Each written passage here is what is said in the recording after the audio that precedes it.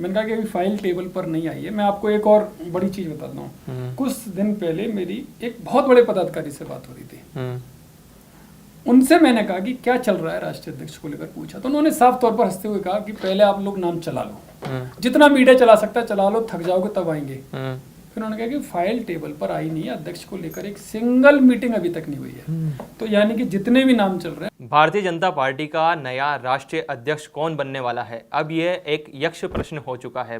Bharatiya Janata party के कार्यकर्ता ही नहीं बल्कि आम जन भी ये सोचने पर मजबूर है कि नया राष्ट्रीय अध्यक्ष कौन होने वाला है। मेरे साथ मौजूद है न्यूज़ 18 के पॉलिटिकल एडिटर यतेंद्र शर्मा, जो भारतीय जनता पार्टी पर भी काफ़ी नज़र रखते हैं और पकड़ भी रखते हैं। तो ये सवाल सबसे पहले इन्हीं से ही पूछा जाए। पकड़ा हुआ नहीं है ना पार्टी को। नहीं, पकड़ा हुआ नहीं है, लेकिन आप पकड़ तो रखते ही हैं कि, और नज़र भी रखते ही हैं क्योंकि आप बीजेपी का जानकारी रखते हैं। तो मैं अपने शब्द वापस लेता हूँ, मैं कहता हूँ जानकारी रखते हैं। तो क्या लगता है इस बार कौन होने वाला है? क्या कोई महिला होगी या कोई वापस फिर से कोई पुरुष ही? देखिए, यही तो सवाल है जो सबके मन में तैर रहा है कि कौन होगा। अगर ये मुझे भी पता चल जाए तो मैं चला दूंगा तुरंत। न्यूज़ 18 इंडिया पर बड़ी बड़ी खबर ब्रेकिंग आएगी, ये होगा और सबसे पहले हमने चला रहे हैं, एक खबर पे मोहर जैसे चलती है। लेकिन सच्चाई है कि अभी किसी को भी नहीं पता। और मुझे तो, मैं ये भी दावा कर सकता हूँ कि जिनको बनाना है उनके मन में अपने अपने नाम होंगे, लेकिन गारंटी से वो भी नहीं कह सकते कि सच में उनके मन में जो नाम है वही बनेगा। तो ये यक्ष प्रश्न उनके मन में है, उनके मन में भी है, हमारे मन में भी है, बीजेपी के कार्यकर्ताओं के मन में भी है, संघ के स्वयंसेवकों के मन में भी है, अपोजिशन के नेताओं के मन में भी है। लेकिन अभी किसके नाम पर वो चाबी जो खुलने वाली, ताला कौन किसके नाम पे खुलेगा, वो भी किसी को नहीं। यतेंद्र जी, एक सवाल काफ़ी आ रहा है कि इस बार दक्षिण से राष्ट्रीय अध्यक्ष होना चाहिए भारतीय जनता पार्टी का। तो क्या ये कार्यकर्ताओं की आवाज़ है या आमजन भी ये चाहता है, या बीजेपी के अंदर भी इस तरह की सुगबुगाहट है कि इस बार दक्षिण से होना चाहिए? क्योंकि ये जो खबरें हैं ये काफ़ी सुर्खियों में आ रही है कि क्या पता इस बार दक्षिण से कोई नया राष्ट्रीय अध्यक्ष मिल जाए भारतीय जनता पार्टी को, ऐसा है कुछ? आशीष जी, मैं आपको एक सिनेरियो समझाता हूँ पूरे संघ परिवार का, क्योंकि बीजेपी भी उसी वृक्ष की शाखा है, राजनीतिक शाखा है।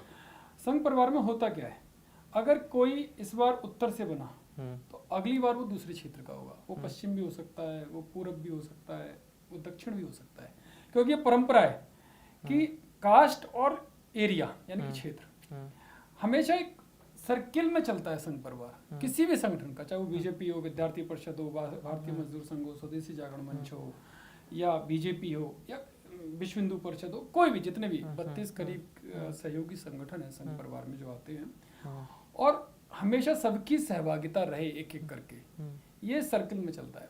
जैसे इस बार बीजेपी अध्यक्ष हैं जेपी नड्डा, वो हिमाचल से आते हैं, तो स्वाभाविक है इस बार जो अध्यक्ष होगा वो किसी अन्य प्रदेश से होगा। पिछली बार उनसे पहले की बात करें तो अमित शाह थे, वो गुजरात से आते हैं। उनसे पहले की बात करें तो राजनाथ सिंह थे, वो उत्तर प्रदेश से आते हैं। उनसे पहले नितिन गडकरी थे, वो महाराष्ट्र से आते हैं। तो हमेशा वो सर्किल चलता है। तो स्वाभाविक है जो आपने सवाल पूछा, ये इसमें कोई दो राय नहीं है कि इस बार दक्षिण से भी हो सकता है, क्योंकि दक्षिण से काफी समय से कोई अध्यक्ष आया भी नहीं है। हालांकि लेकिन राष्ट्रीय संगठन मंत्री वीएल संतोष हैं, वो दक्षिण से हैं। तो दोनों दक्षिण से हो सकते नहीं हो सकते, इस पर भी संघ विचार कर रहा होगा, पार्टी विचार कर रही होगी, जो भी इनके रणनीतिकार हैं, क्योंकि मैसेज पूरा देश के प्रतिनिधित्व का देना होता है। हाँ, पिछली बार ऐसे हुआ, एक बार देखें, क्योंकि प्रधानमंत्री भी गुजरात से और अमित शाह भी राष्ट्रीय अध्यक्ष बने, वो भी गुजरात से। तो ये भी हो सकता है कि राष्ट्रीय संगठन मंत्री भी साउथ से हो और राष्ट्रीय अध्यक्ष भी साउथ से हो, ये एक मैसेज हो सकता है।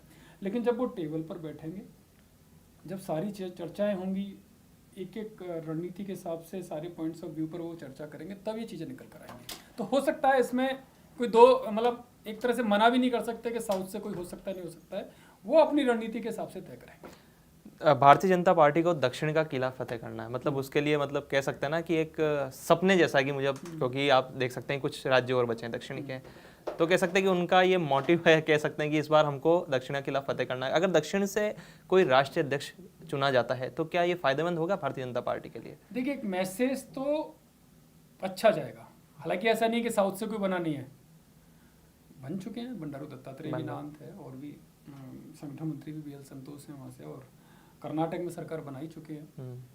आप तेलंगाना में इस बार बहुत अच्छा प्रदर्शन किया, काफ़ी अच्छा प्रदर्शन किया, और इसमें जो टीम है, जो साउथ की टीम है, चाहे वो आंध्रा की हो, आंध्रा में तो एनडीए की सरकार भी है, चंद्रबाबू नायडू के साथ मिलकर सरकार बना चुके हैं वो, केरल में भी इस बार खाता खुल चुका है, लोकसभा सीट वहाँ से मंत्री भी बना चुके हैं। और जो पालक्कड़, जहाँ पर अभी संघ की कोऑर्डिनेशन कमेटी की बैठक हुई थी, वहाँ पे पालक्कड़ की मैं बात करूँ तो पालक्कड़ में बहुत अच्छा कर चुके हैं, यानी वोट परसेंटेज काफ़ी बड़ा है। तो साउथ में, तमिलनाडु में जरूर इस बार जो उम्मीद थी वो उम्मीद पूरी नहीं हुई। उनको लगा कि वोट परसेंटेज काफ़ी बढ़ेगा, 1-2 सीटें भी आ सकती हैं, हालांकि 6 से 7 सीटों का दावा किया जा रहा था, वो नहीं हुआ। लेकिन अगर चेहरा कोई ऐसा देते हैं, कोई जादुई नेतृत्व करने वाला हो जो साउथ की राजनीति में भी पकड़ रखता हो, अगर उस तरह का कोई चेहरा आता है तो जरूर फायदा मिलेगा। लेकिन एक केवल रस्म अदायगी करनी है कि साउथ से कोई नाम दे दो तो हो जाएगा, ऐसा चमत्कार नहीं होगा। एक दो नाम भी है, मैं लगभग आंध्र प्रदेश से आती है डी पुरंदेश्वरी, उनका बनना पॉसिबल है इस बार की, क्योंकि महिला भी आवाज तो उठी थी कि महिला को बनाया जाए। देखिए, जब भी बीजेपी और एक वंती श्रीनिवासन भी है, वानिती श्रीनिवासन जो महिला मोर्चा की राष्ट्रीय, मैं अध्यक्ष है। बिल्कुल उस पर आता हूँ। एक नाम और मैं आपको बता देता हूँ, निर्मला सीतारमण। ये 3 नाम महिलाओं के नाते चल रहे हैं। मैं एक एक करके आता हूँ। आपने डी पुरंदेश्वरी का नाम लिया, अगर आप बीजेपी की आप काम करने की स्टाइल जो देखोगे, जब भी राष्ट्रीय अध्यक्ष बनता है तो ऐसा बनता है जो नीचे से ऊपर तक का, जिसका संगठन का अनुभव हो, संघ परिवार का बैकग्राउंड हो। क्या डी पुरंदेश्वरी का ऐसा कोई अनुभव है, या वो संघ परिवार से जुड़ी रही? मुझे लगता है वो दूसरी पार्टी से आई। नहीं, उनकी एक वो खासियत बता दें, वो टीडीपी के संस्थापक एनटी रामाराव की बेटी है और पहले वो कांग्रेस में थी, अब भारतीय जनता पार्टी की आंध्र प्रदेश की दूसरी पार्टी से आया, यही आपके सवाल का जवाब है। जो दूसरी पार्टी से आया उसे राष्ट्रीय अध्यक्ष बनाएगी क्या बीजेपी? आज तक ऐसा उदाहरण, मुख्यमंत्री तो बनाया है। मुख्यमंत्री बनाना और संगठन का नेतृत्व करना, दोनों में जमीन आसमान का अंतर है। वहाँ सरकार चलाना होता है, लेकिन संगठन में आपके जमीन से जुड़े कार्यकर्ता होते हैं। आपकी वो पौध होती है। अगर पौध को ये मैसेज दोगे कि दूसरी पार्टी से आकर, दूसरे कल्चर से आकर लोग आपका प्रदेश अध्यक्ष नेतृत्व कर रहे हैं, राष्ट्रीय अध्यक्ष की बात कर रहा हूँ, तो वो करना, क्योंकि साउथ में आपके पास उतना अच्छा जनाधार पार्टी का नहीं है, संघ का है, तो वो वहां पर एक मैसेज हो सकता है। लेकिन राष्ट्रीय अध्यक्ष पूरे देश का, पूरे संगठन का राष्ट्रीय स्तर पर नेतृत्व करता है, तो वो सवाल आपका वहीं जवाब मिल जाता है कि वो नहीं होगा। ये आप लिख कर रख लीजिए, डी पुरंदेश्वरी नहीं होगी। आपने दूसरा एक नाम निर्मला सीतारमण जी का आता है। निर्मला सीतारमण जी वित्त मंत्री हैं, बहुत अच्छे से काम कर रही है, महिला के फेस पर उनको पूरा देश जानता है, लेकिन वो संगठन में उनके पास कोई भी जिम्मेदारी नहीं रही है, केवल राष्ट्रीय प्रवक्ता को छोड़कर। और प्रवक्ताओं में जहां तक मैं बीजेपी को समझता हूँ, वो राष्ट्रीय पदाधिकारियों में नहीं आते हैं, जहां तक मुझे जानकारी है। अब कोई चेंज हो गया हो तो मैं कह नहीं सकता, लेकिन मैं काफी सालों से बीजेपी को देख रहा हूँ। तो राष्ट्रीय अध्यक्ष के लिए संगठन चलाने का अनुभव होना चाहिए, वो उनके पास नहीं है। सरकार में काम करने का अनुभव उनके पास बहुत अच्छा है, लेकिन संगठन का नहीं है। तो मुझे वो संभावना उनकी ना के बराबर लगती है कि वो राष्ट्रीय अध्यक्ष पर उनके नाम पर चर्चा भी होगी। श्रीमती जो वानिती श्रीनिवासन है, महिला मोर्चा की अध्यक्ष, उनके पास संगठन का अनुभव भी, महिला मोर्चा की राष्ट्रीय अध्यक्ष, वो विद्यार्थी परिषद में भी रही हैं। लेकिन आपको जो लैंग्वेज विवाद आजकल काफी चल रहा है, वो लैंग्वेज विवाद उनके सामने भी आ सकता है, क्योंकि हिंदी उनकी बहुत कमजोर है, और जो अभी बीजेपी मजबूत है वो हिंदी भाषी प्रदेशों में ज्यादा है, साउथ में कम है। तो उनका सामना उन प्रदेशों से ज्यादा पड़ेगा। तो आप कह सकते हैं कि लैंग्वेज बैरियर है उनके सामने। वो है, क्योंकि आम कार्यकर्ता अगर अपनी बात अपने अध्यक्ष को नहीं बता पाएगा, वो अध्यक्ष उनको नहीं समझा पाएंगे, तो वो एक दिक्कत आएगी। हालांकि अगर इसका कोई तोड़ निकाले तो उनका नाम आ सकता है, उनके नाम को पूरी तरह से खारिज नहीं करूंगा, लेकिन संभावना ना के बराबर लगती है। ये बड़ी दिक्कत है, क्योंकि वो महिला मोर्चा की तो राष्ट्रीय अध्यक्ष नहीं है, उस तरह का बाकी का अनुभव उनका भी संगठन में बहुत नहीं है। चलिए, 2 नाम और मैं पूछता हूँ, एक तो मनोहर लाल खट्टर, दूसरा नाम है शिवराज सिंह चौहान। इनके नाम की भी चर्चाएं हैं? हाँ बिल्कुल, मीडिया में चल रही है। मैंने कहा कि अभी फाइल टेबल पर नहीं आई है। मैं आपको एक और बड़ी चीज बताता हूँ। कुछ दिन पहले मेरी एक बहुत बड़े पदाधिकारी से बात हो रही थी। उनसे मैंने कहा कि क्या चल रहा है राष्ट्रीय अध्यक्ष को लेकर पूछा, तो उन्होंने साफ तौर पर हंसते हुए कहा कि पहले आप लोग नाम चला लो, जितना मीडिया चला सकता है चला लो, थक जाओगे तब आएंगे। फिर उन्होंने कहा कि फाइल टेबल पर आई नहीं है, अध्यक्ष को लेकर एक सिंगल मीटिंग अभी तक नहीं हुई है। तो यानी कि जितने भी नाम चल रहे हैं वो सब हम लोगों के मन से चल रहे हैं। पार्टी अभी उस पोजीशन पर, उस सिचुएशन पर नहीं आई है कि वो राष्ट्रीय अध्यक्ष को लेकर चर्चा करे। मामला कहीं और फंसा हुआ है। मामला कोऑर्डिनेशन को लेकर हो सकता है, क्योंकि कई राज्यों में संघ ने अपने संगठन मंत्री नहीं दिए, कई राज्य खाली हैं, कई राज्यों में सरकार और संगठन के बीच में तनाव है।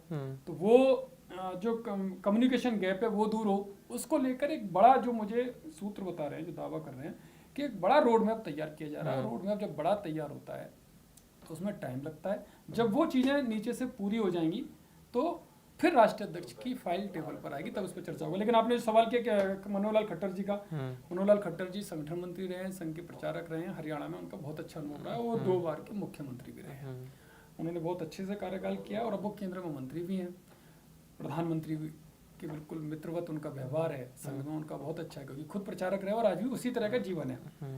लेकिन उनकी एज फैक्टर है, क्योंकि राष्ट्रीय अध्यक्ष जो बनता है वो पूरे देश भर में उसको प्रवास करना पड़ता है, संगठनात्मक टूर तो बहुत ज्यादा होते हैं। मैं एक मिनट आपको रोकना चाहूंगा। मुझे जो जानकारी मिल रही है वो ये है कि खुद मनोहरलाल खट्टर जी ने खुद मना किया है प्रधानमंत्री से या जहाँ भी कि वो इस पद के लिए, इस जिम्मेदारी के लिए इच्छुक नहीं है, उनको जो जिम्मेदारी दी गई है वो उसको अच्छे से निभाए। एक सवाल बीच में आना कि आपने कहा एज फैक्टर है, तो ये जो 75 साल वाला चल रहा है इसके ऊपर भी थोड़ा सा आप क्लियर कर दें हमारे दर्शकों ये है कि जो संघ प्रमुख डॉक्टर मोहनराव भागवत हैं, उन्होंने जो बोला वो मराठी में एक तो बोला तो हो सकता है समझने में लोगों को दिक्कत है। उन्होंने पिंगले साहब का उदाहरण दिया था वो कि उन्होंने ऐसा कहा था, उन्होंने ये नहीं कहा कि हम ये करने वाले हैं। अच्छा। और संघ में तो वैसे भी एक परंपरा में शुरू से चला रहा हूँ, जब भी 70, 75, 80 के होते हैं तो धीरे धीरे नई पीढ़ी को आगे लाने का काम किया जाता है और वो प्रचारक धीरे धीरे खुद पीछे हो जाते हैं। लेकिन वो तब एक दूसरा उसमें आता है कि वो फिजिकली कितने फिट है।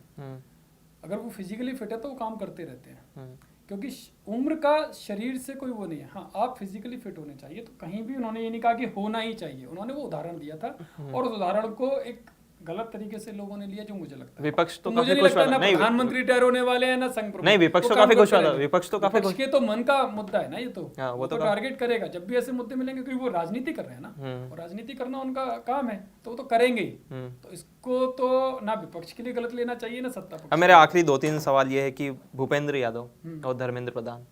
देखिए बिल्कुल, भूपेंद्र यादव और धर्मेंद्र प्रधान ओबीसी प्रतिनिधित्व के बड़े चेहरे हैं।